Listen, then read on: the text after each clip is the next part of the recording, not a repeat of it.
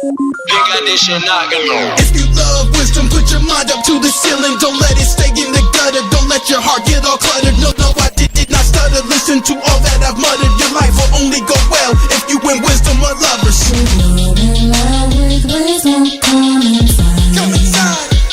Come inside. The truth will surely rescue you and I. You and I. You and I. If you're in love with wisdom, come inside. Come inside. Come inside. The truth will surely rescue you and I. Alright, what's going on? This is JC Johnson, and you are listening to For the Love of Wisdom, where philosophy meets the streets. And of course, we're on North Coast Underground, where the underground starts with you. Alright, this week we have some new content for you. We are discussing the wisdom of continuity. Alright, so if you're familiar with that, maybe in sports or within filmmaking, you might have an idea, but if this word is new to you, that's cool. We'll be explaining more about that right after this. If you're in love with wisdom, come inside. Come inside. Hey, what's going on, Wisdom family? Each week on For the Love of Wisdom, we promote a new and free audiobook that we believe you will benefit from and become wiser by listening to. On today's show, we're talking about the wisdom of continuity. And so, the recommended book for this week is Don't Give Up, 10 Inspirational Thoughts and 10 Motivational Stories by V. Newt. This book is all about staying encouraged so that you don't give up so easily by staying consistent. That's how you can succeed. To download this free book today, just visit audibletrial.com/lovewisdom. audibletrial.com/lovewisdom. Alright, what's going on? And welcome back. You are listening to For the Love of Wisdom, where philosophy meets the streets on North Coast Underground, where the underground starts with who? It starts with you. Right? So, the theme of the show is taken from Psalm 90, verse 12. Teach us to number our days carefully so that we may develop wisdom in our hearts. And that's from the Christian Standard Bible. I really like that verse. I think it really summarizes what we talk about here. Alright, so just looking at the title for the show, For the Love of Wisdom, it comes from the word philosophy. 2 words, philo, meaning love. Second word, Sophia or Sophos, means wisdom. So that's a Greek word right there where we get the English word philosophy from. And it's one of my favorite words, one of my favorite word studies. It really just says a lot right there. It's all about loving wisdom. And that's why this show is called For the Love of Wisdom. Because if we love wisdom, you know what's going to happen? We're going to make good decisions. That means that we're going to be wise in our dealings with people. We're going to be wise in how we interpret information and situations. So it's really important. And what is wisdom exactly? Wisdom is the quality of having experience, knowledge, and good judgment. All right, so judgment is like having good sense. Right? It doesn't mean like judging people or pointing your finger at them. It means being able to properly understand a person, or properly even understand the motives of another person, which can definitely be difficult. So we shouldn't assume that we always know the motives of other people, but at least having wisdom, it makes it a little bit easier to be able to decipher things like that and not jump to conclusions. And oftentimes, wisdom does come through experience. At least it is supposed to, but wisdom doesn't have to come through experience, right? You don't have to chop your finger off to know that chopping your finger off would hurt. You can just take a pretty good guess that that's not a good idea, right? So maybe you've seen someone else do it, or you just know intuitively that that's a bad idea, right? Either way, we know that we can get wisdom in several different ways. All right, so last week we were discussing the wisdom of humility, and that was a pretty cool segment. I think that that's something that you would definitely appreciate, and you can always listen back on old episodes, and I'll explain more to you about that in a little bit, because I know sometimes you're not able to listen live, but we are live every Thursday, 4 p.m. North Coast Underground, broadcasting live from the Valley View location of the Ohio Media School. And in our discussion of humility last week, we talked about what humility is and what humility isn't. And I think it's really important to distinguish the difference between humility and false humility, right? Because false humility can look like humility, but it has different motives. And that's what differentiates the two: the motives, the heart behind it, the reasoning, right? So if you're doing something just so that you can come across as humble, but you're really not, that's false humility, you know? Or somebody gives you a compliment and you say, "Oh no, I can't accept that. There's nothing good about me." You know, that's not being humble. That's really a false humility. There's nothing wrong with taking a compliment and just saying, "Hey, thank you. I appreciate that," right? I mean, why not? We should be able to do that. And for some people, their problem is the exact opposite. Not only will they accept the compliment, they expect everyone around them to praise them, right? Because they think that they're all that, right? And we don't want to be on that extreme either. That's when we're getting into the opposite of humility. We're getting more into pride there. False humility is also another form of pride too, but that's a whole nother thing. It was a great episode. We talked a lot about that. We talked about how we can really just keep ourselves in the right perspective when it comes to how we interpret ourselves and other people as well, right? So it's about not thinking of yourself more highly than you ought, and not thinking of yourself more lowly than you ought too. But the word humility, the root word humilis, the Latin word, it actually means low, right? So it has to do with basically acknowledging that you are low, not low like a low life, but low in the sense of you are not the number one human being on earth, right? It's the ability to be able to say, you know, I don't have it all together. I'm not all that. I'm not the best person there is. But at the same time, I am a person who matters. I do have value. I am important. It's just that I am not the most important, right? So that's really all that is about. So again, if you missed that, don't worry about it. You can always listen back on iTunes, Stitcher, TuneIn Radio, iHeart, any popular podcasting platform. You should be able to find For the Love of Wisdom. Just type in For the Love of Wisdom. If you're doing a Google search, just type in For the Love of Wisdom, J.C. Johnson, and that should come up for you pretty easily. All right, so with that out of the way, we are getting ready to get into our topic for today, which is the wisdom of continuity. Now, continuity. What is continuity all about anyway?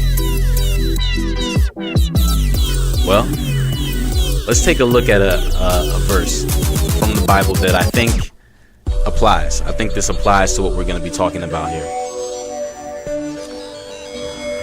In Galatians chapter 6, verses 9 and 10, it says, "Let us not become tired of doing good. At the right time, we will gather a crop if we don't give up. So when we can do good to everyone, let us do it." All right. So what is this talking about? Continuity in this case is talking about being consistent. It's talking about doing the same thing over and over again. And in this context, the same thing is doing good to other people, right? And it says that if we do that at the right time, we will gather a crop, meaning it's using some agricultural imagery here. If you plant a seed, right, it doesn't grow up. It doesn't grow that day or the next day. It takes time.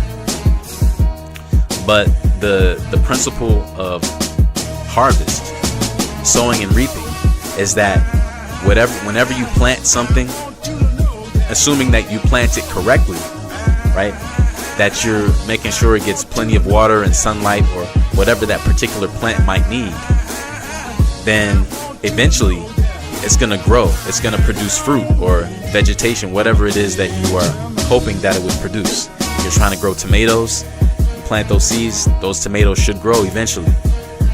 You know, you want to plant watermelon, you want to plant corn stalks, whatever it is, eventually that will grow and it will produce the result that you're looking after.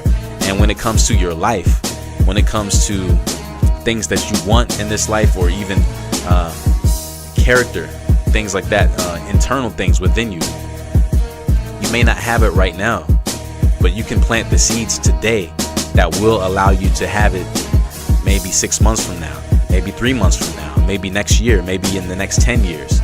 Whenever it is, it doesn't really matter when. The important thing is that there's growth. And typically you can see growth.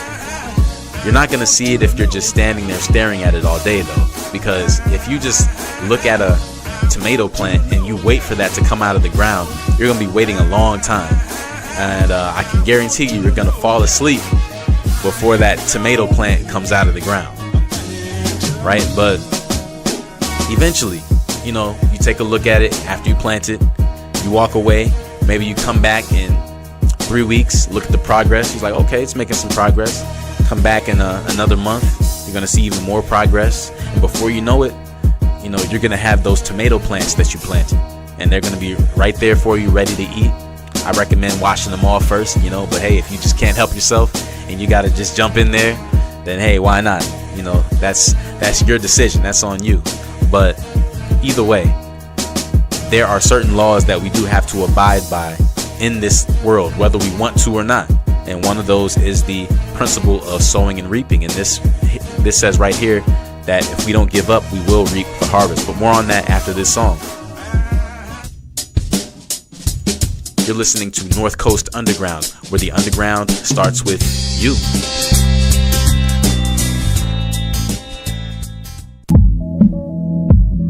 This is your girl, Juicy Jazzo, and I wanted to let you know I'm all about wisdom. Knowledge is power, power is money, and money makes the world go round. And you're listening to For the Love of Wisdom right now, bleeding out your speakers.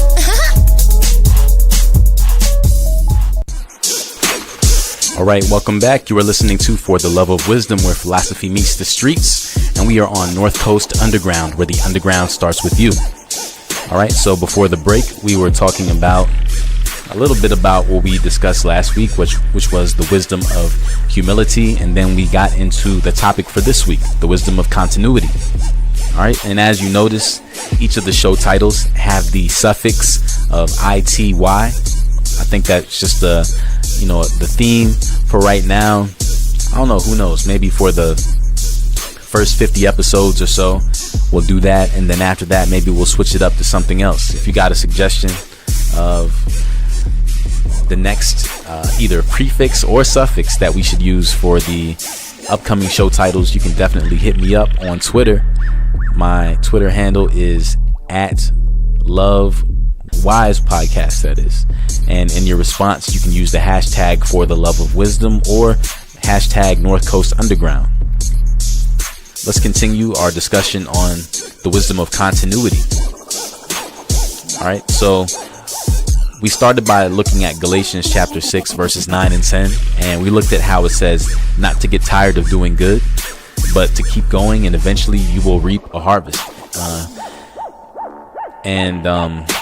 We talked about the law of the harvest, the principle of sowing and reaping, how if we put the seeds into the ground, eventually it is going to produce the fruit that we want it to. It is going to yield that crop. And relating that to our everyday lives, there are things that we want to do. There's things that we want to accomplish. Maybe there's some growth within ourselves that we would like to see happen, but it doesn't happen overnight. Things take time, right? So we have to stay consistent. We have to keep doing the same thing, and eventually we are going to get that thing that we are seeking. But just so that we can have a better understanding, let's look at the word continuity. Let's break it down and see what this even means. Where do we get this word from? Now, one thing off the top, I'm sure that you'll notice, is that it sounds a lot like the word continuous or continue. And it is, because it all has the same root. So let's take a look at Merriam-Webster dictionary. Merriam-Webster defines continuity as uninterrupted connection, succession, or union. All right, so when you say that this connection is uninterrupted, then that means that whatever is there is going to continue to flow. Like if you were to plug an Ethernet cable into your computer and you were able to get internet without any interruptions, without any hindrances, that's an uninterrupted connection. However, if there was a power outage or somebody tripped over the cable that was plugged into your computer and it broke, or somebody spilled some coffee on it or anything, then that connection would be interrupted, and that would not be continuity. That would be the opposite. That would be something that ceases, as opposed to something that has a succession or union. It would be disunity. It would be disconnected. It would be unsucceeded, right? Another definition here from Merriam-Webster says uninterrupted duration or continuation, especially without essential change. So, what does this mean? Again, just like the connection, this time there's a duration that is uninterrupted, meaning that the amount of time is uninterrupted, or continuation, especially without essential change. So if something has something that is continuously going on, then that means it's something that most likely lasts forever, or at least lasts for a really long time. And it says without essential change. So meaning that it pretty much does what it does. And even if there are some slight changes, they're too minuscule to make much of a difference. It doesn't change the meaning or overall purpose, right? So here's another one from Merriam-Webster. Uninterrupted extension in space, time, or sequences. So again, that's more of the same as, you know, as it relates to the concept of time.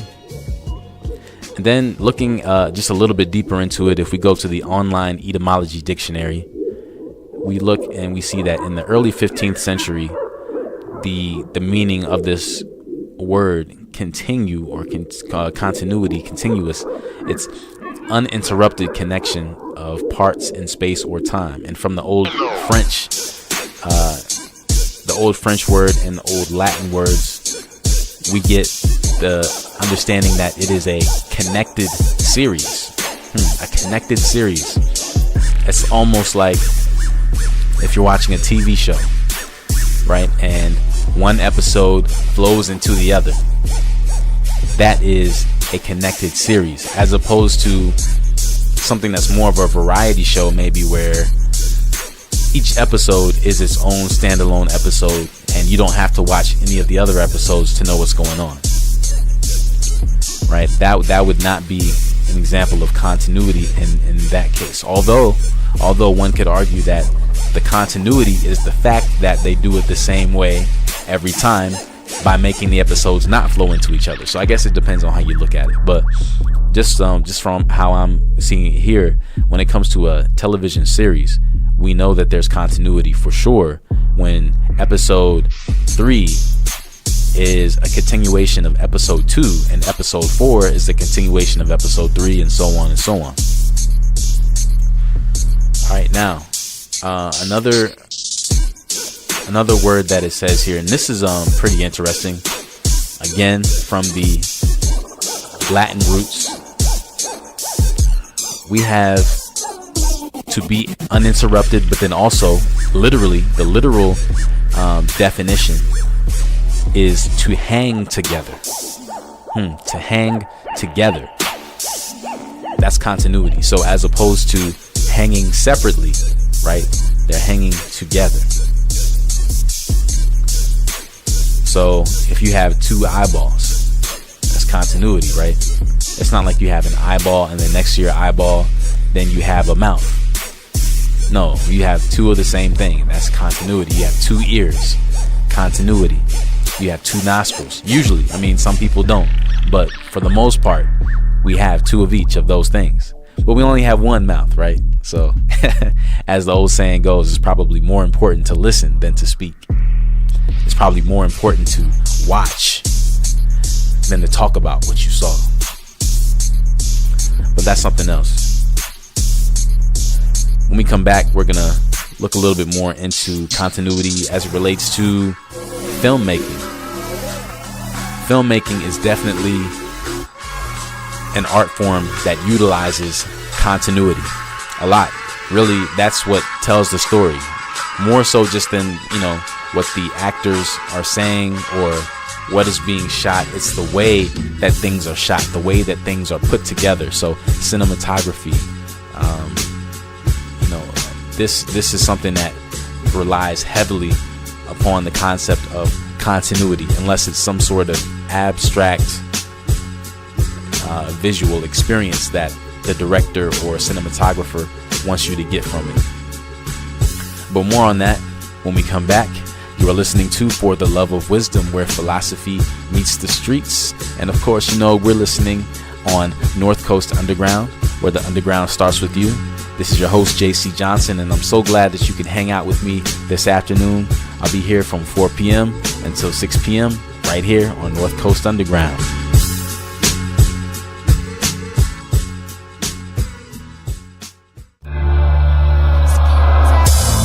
What's up? It's your girl Queen Z from the Queen Z Show, and you are listening to For the Love of Wisdom. All right, welcome back. You're listening to For the Love of Wisdom, where philosophy meets the streets on North Coast Underground, where the underground starts with you. On today's show, we are discussing the wisdom of continuity, right? And before the break, I mentioned that we would talk about continuity as it relates to filmmaking. Now, here is some information from David Bordwell and Kristen Thompson. They wrote a book called Film Art, an Introduction, and that was published by McGraw-Hill. And they talk about some of the techniques that filmmakers use in order to paint a picture with a video camera and with editing software. So let's take a look at what they have to say about continuity as it relates to filmmaking.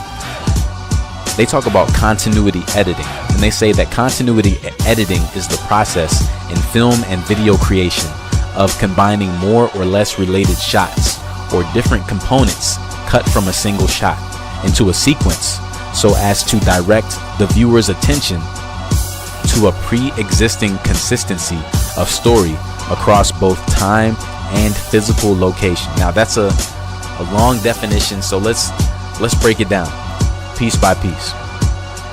All right, continuity editing is the process in film and video creation.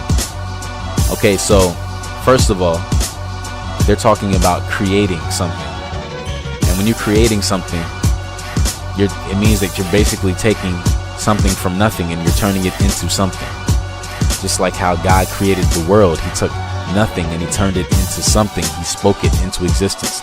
And what a film director is trying to do is he's trying to take his vision, which only exists in his head. It's not something that anyone else can see. And he's trying to take that and he's trying to bring that to life so that other people can experience what he's been privileged to be able to experience already inside of his mind. And so when they're creating this thing, they do this by combining more or less related shots.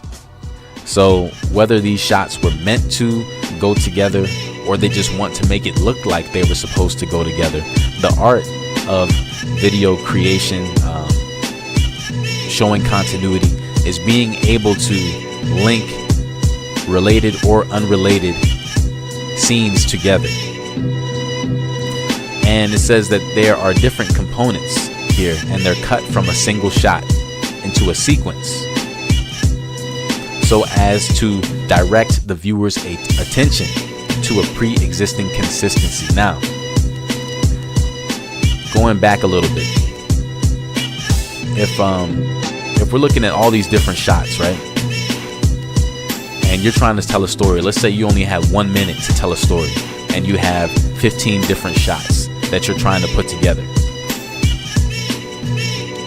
Maybe the order in which you put the shots together will completely change the storyline, or at least the person's interpretation of that storyline.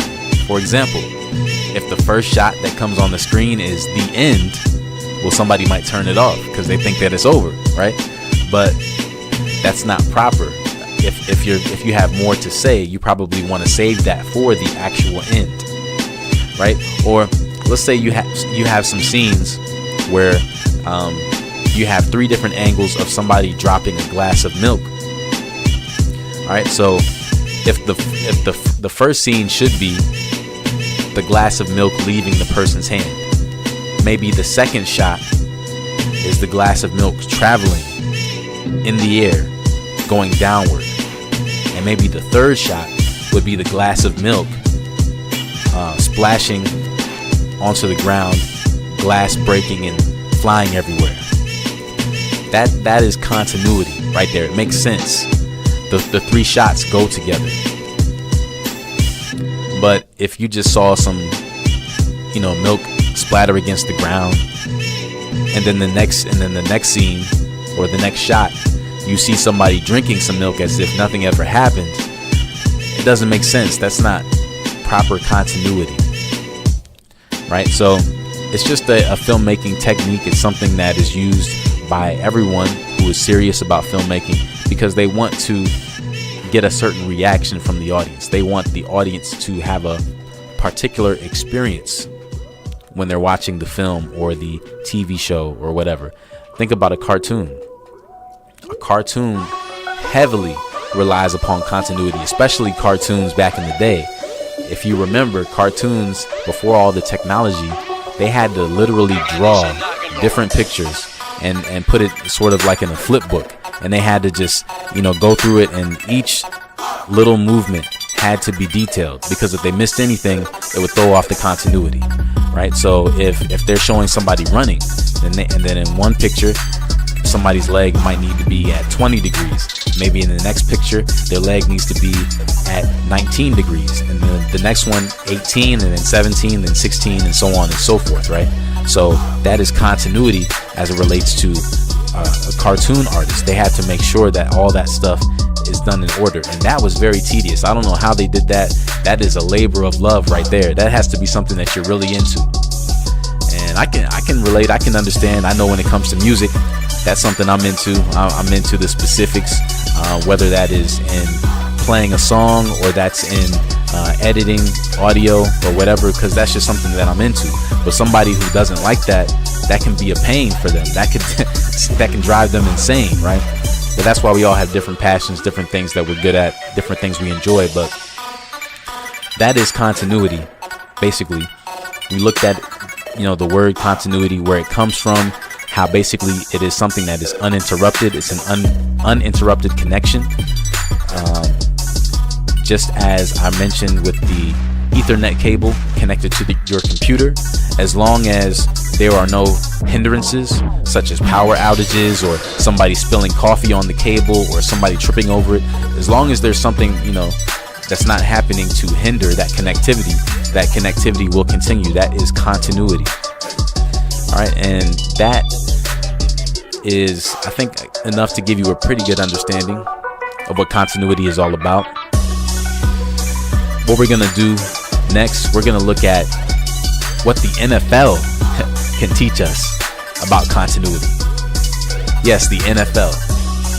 I have 3 major headlines that teach us a lot from the NFL as it relates to continuity, and these are things that not only relate to them in the NFL, but can relate to our everyday lives as well. So that's awesome. You definitely don't want to miss that segment. That's going to be coming up after the break. Before we get into that, though, we do have a book of the week. If you heard earlier, I mentioned that the book of the week this week is called Don't Give Up. Awesome book. It's an awesome book that's available on Audible. You can check that out for free download, actually. As long as you access that through the show For the Love of Wisdom, you would just go to www.audibletrial.com/lovewisdom, and once you type that in, it'll direct you to a page where you can sign up for a free 30-day trial of Audible, and during that time you can download a free book. And I would definitely recommend this book, Don't Give Up. It's awesome. It's awesome. It's really encouraging. Straight to the point. And it's not very long, actually. I believe this book is only an hour. Like an hour and some change. So if you're just looking for something to listen to while you're in traffic or something one day, this is one I would definitely recommend. Alright, so we will be back shortly after this. You are listening to North Coast Underground, where the underground starts with you. And this is JC Johnson, host of For the Love of Wisdom, where philosophy meets the streets. And why is that? Well, because we're taking a term that is typically associated with a different context, maybe with a university setting or in some sort of conference or something with all these deep thinkers. But this is actually something that can relate to our everyday lives. This is something that you don't have to be a philosopher to get into, because at the end of the day, if you want to make good decisions in life, you are a philosopher, because we're all about loving wisdom, right? But more on that after this. It's your boy, Tear It Up, Tommy Tom from Beyond Sports, and you're listening to For the Love of Wisdom with your host, Jason Johnson. All right, welcome back to For the Love of Wisdom, where philosophy meets the streets.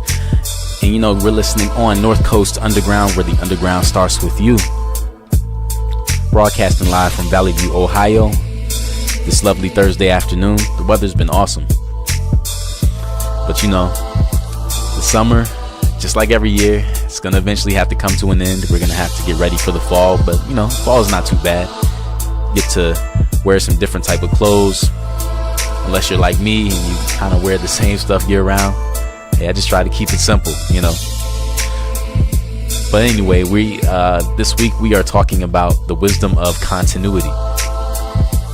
And before the break, I had said that we would actually look to the NFL to give us some understanding of continuity. And you may say, well, what can we learn about continuity from the National Football League? Well, I'm glad you asked. I'm about to tell you. We can learn that from 3 different teams. All right, we can learn that from the Los Angeles Rams. We can also learn that from a couple players, actually, on the Vikings team, Stephon Diggs and Kirk Cousins. And we can learn about continuity from the Redskins, which are the team from my hometown originally, from Washington, D.C. I found my way up here to Cleveland a couple years ago. But, you know, hey, I still consider them a home team. I'm sorry for all you Browns fans out there. You know, I'm not trying to make you upset, but hey, I think that what the Redskins and the Browns have in common is that we have not seen them in any Super Bowl anytime recently. I do remember a time, though, when I was growing up, that when the Redskins, they had a pretty good run. But anyway, let's get started with the first one. The Los Angeles Rams. Here's the headline. Rams Gurley. Offense tried, and Gurley, not like a girl, but that's the name of the person here. Gurley. Rams is Gurley. Offense tried to benefit from growing continuity. All right, and that was actually just published yesterday on Fox Sports. And here's what they have to say. Continuity paid off for the Los Angeles Rams offense last season, staying with the same